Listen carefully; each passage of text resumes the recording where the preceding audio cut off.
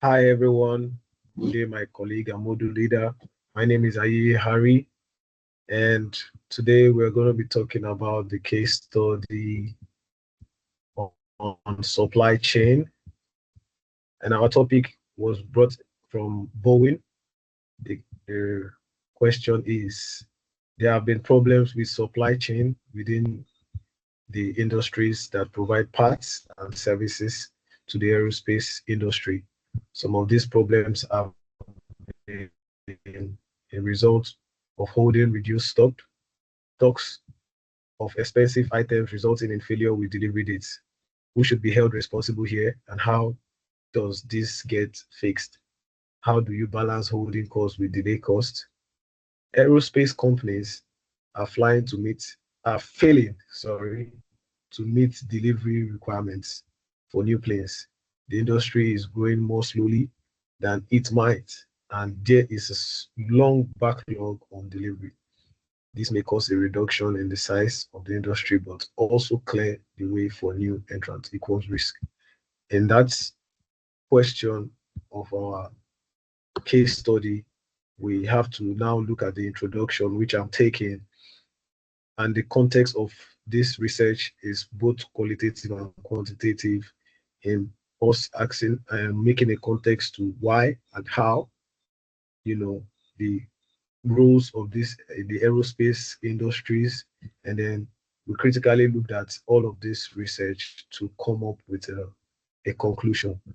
So in our research, we realized that Airbus and Boeing are the big chairman in the aerospace industry when it comes to original equipment manufacturer.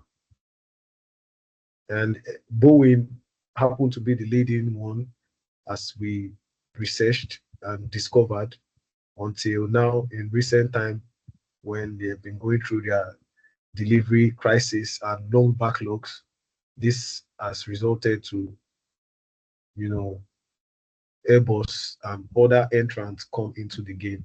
And we saw in our research that there have been different reasons to these delays and backlogs, looking at the suppliers and then geopolitical um, um disruptions as well in the industry. So this has resulted to the delays and the problems in the supply chain. So looking at these key metrics, we can see the backlogs for Airbus 10 years and for Boeing 11 years. It tells us how bad the supply chain delivery disrupt has gone. And also it shows the breakdown in the industry. Now, us answering these questions, we have looked at um the constraints that they face in this industry, from engine shortage, from suppliers, and then other geopolitical disruptions from FAA production cap and US engine exports bans, things like that.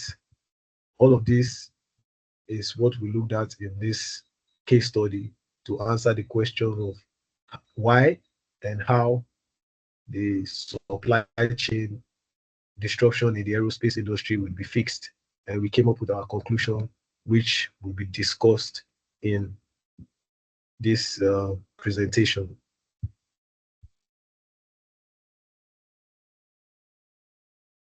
Thank you, Yeah, Arvind. Hello, my name is Rahil Ahmad. Today I will discuss about uh, today I will discuss about our view of global aerospace market, yeah, uh, comparing data from 2016 with what is expected in 2025. Looking at the pie chart on the left, we can see that Boeing and Airbus are the two biggest players. In 2016, Boeing had 32% of the market and Airbus had 28%. By 2025, Boeing is expected to grow to 40% and Airbus to 36%. This means both are getting stronger, but Boeing will still lead. Meanwhile, smaller companies like Embraer, Bombardier, and other have a smaller share and are expected to shrink slightly or stay the same. A new name, Comac from China, is entering the market with 1% share by 2025, showing how new players are beginning to rise. The middle chart on the right shows what kind of planes are being delivered out of a total of over 46,000 deliveries expected. The majority, 71%, are single aisle aircraft, which are the most commonly used for short to medium haul flights. This means airlines are focusing more on fuel efficient planes that can fly shorter distance, which help reduce costs. Twin aisle planes make up only 16%, and other types like freighter, regional jets, and turboprops make up the smaller portion. This tells us that the demand is clearly focused on single aisle aircraft. At the bottom of the slide, we can see the supply chain structure. It shows the difference between Tier 1 and Tier 2 suppliers. Tier 1 suppliers provide key systems like engines and major equipment directly to aircraft manufacturers. Big names here include Rolls-Royce, Safran, Honeywell, and UTC Aerospace. Tier 2 suppliers, on the other hand, supply chain equipment and support system on to Tier 1 companies. These include companies like Meggitt, Parker Aerospace, Mitsubishi, and GKN.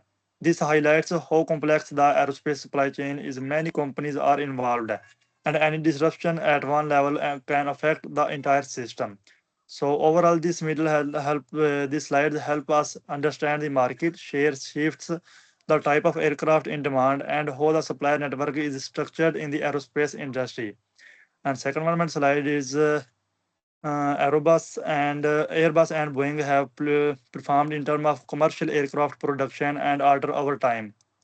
At the top, we see a bar graph showing total aircraft deliveries, both single aisle and twin aisle, divided by decades, from 1970 to 1980 and even up to 1990. Boeing had more deliveries than Airbus, but starting from the 1990s, Airbus began to catch up. Between 1990 and 2000, Airbus and Boeing delivered a similar number of planes.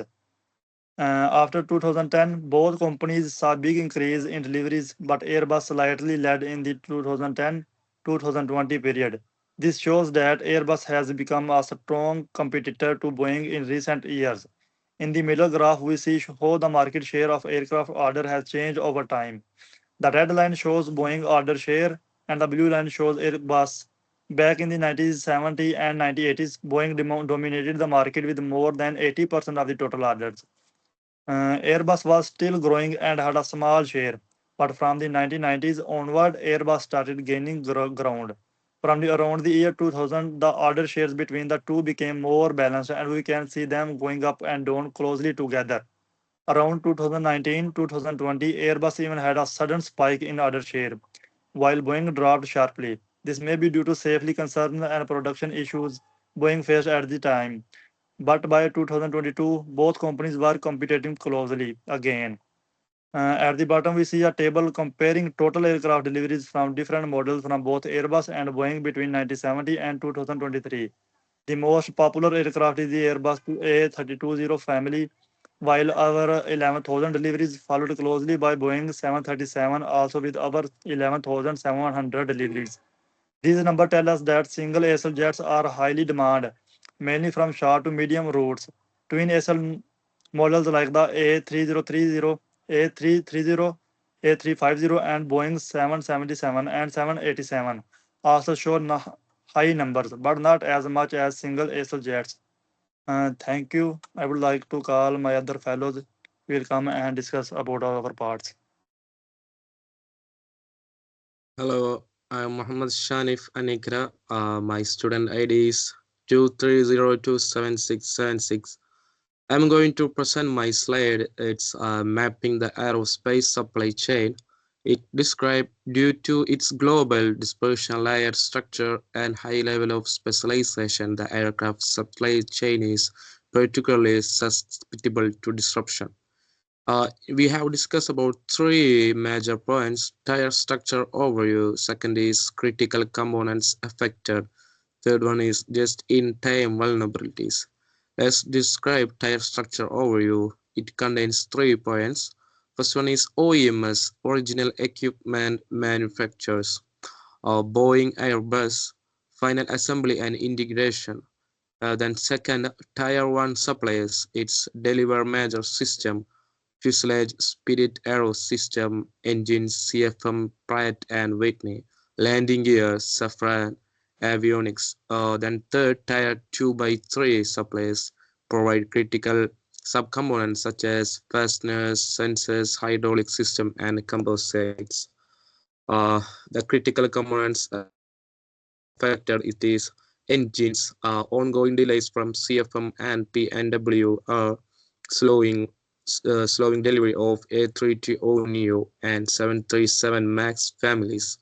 The cabin system and interiors, it's discussed about shortage from suppliers like Collins Aerospace and Zodiac have suppliers like Collins Aerospace and Zodiac have caused or getting final assembly bottlenecks. Carbon composites and aluminum alloys, geopolitical supply risk and demand spikes have disrupted availability and pricing. The third is just-in-time vulnerabilities. It's described about the industry long-standing just-in-time JIT model minimized holding costs but left OEMs exposed to lead time variability and geopolitical shocks.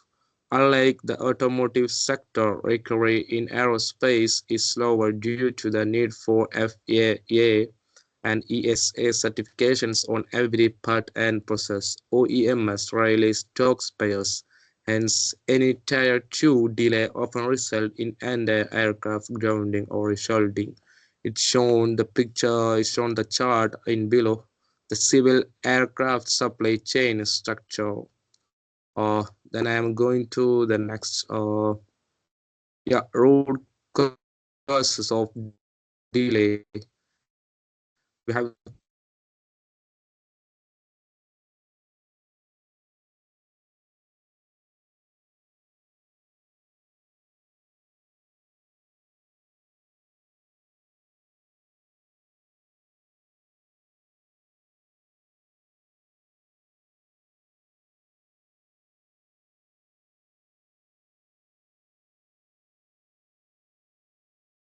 Go ahead. it's something network issue. Sorry. Continue my slide. Go ahead. Go ahead. You still have your time.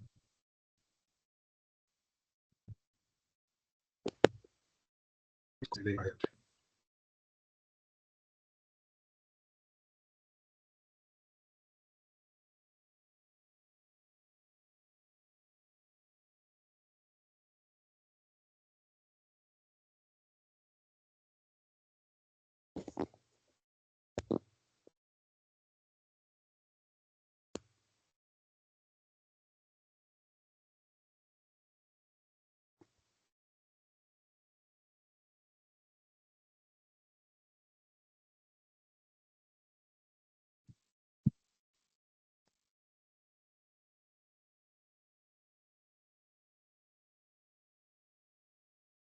Sorry, it's my network problem.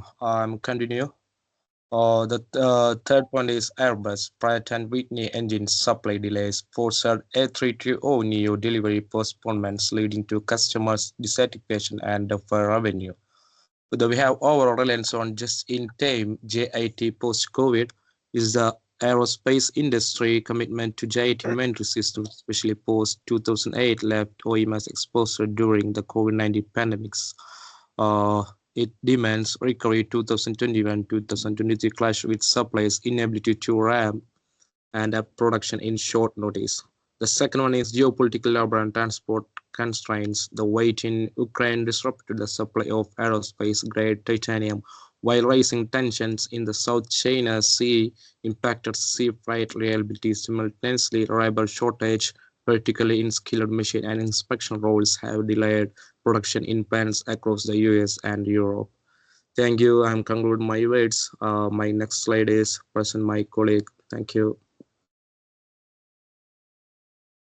My name is Eliezer. I'm going to explain who should held responsible, and how do we fix it.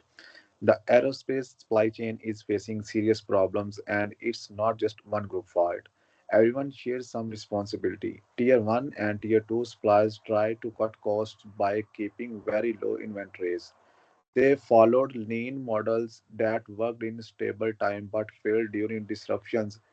OEMs like Boeing and Airbus made things worse by pushing hard on price and relying too much on just in time delivery, which leaves no room for delays.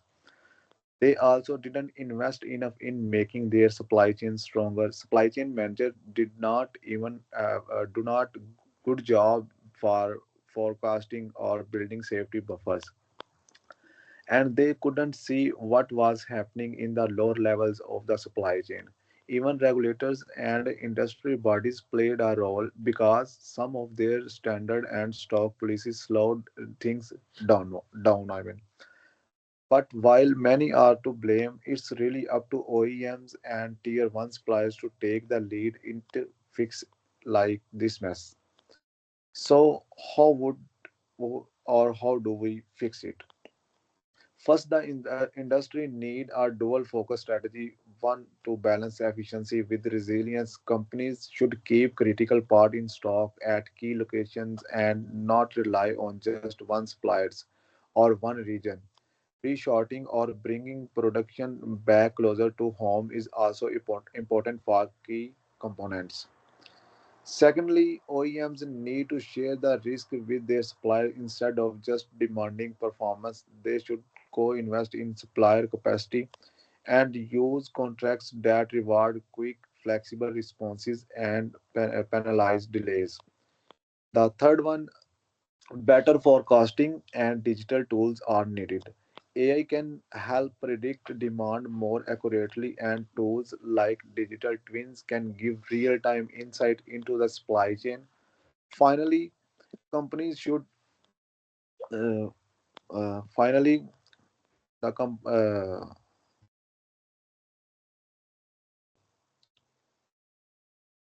in short, the current crisis is a result of poor planning, too much focus on cutting cost, and lack of flexibility. If companies don't change how they manage their supply chain, they risk losing ground too fast.